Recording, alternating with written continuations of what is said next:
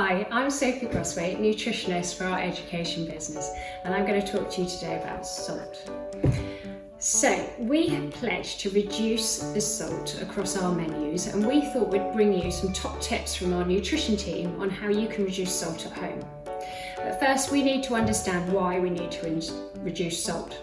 So salt has been shown to increase blood pressure in later life, and if children get used to food which is salty in early life, this may encourage a taste for salty food.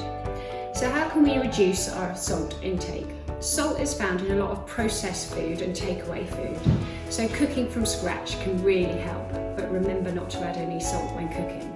Instead, try using some of these ingredients, things like black pepper or garlic or chili and lemon. These can really enhance flavour, and it's actually something we do in our menus and it really works.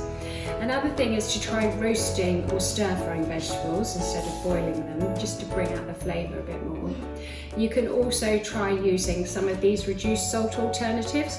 So things like stock cubes and soy sauce are really high in salt, but there are reduced salt options. And again, some kids' favourites, so Marmite and baked beans and ketchup, they're very high in salt, but there are these reduced salt options available.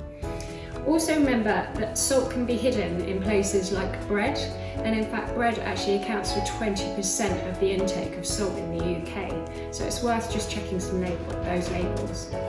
So remember, limit the intake of foods that are high in salt, such as bacon, ham and crisps. Use some of these low salt alternatives where possible, and then check the labels on things like breakfast cereals and bread.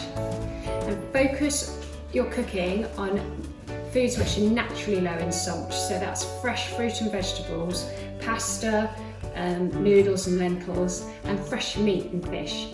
And we will continue to cut salt in our menus, and together with these tips to help you at home, we can really help reduce our salt intake.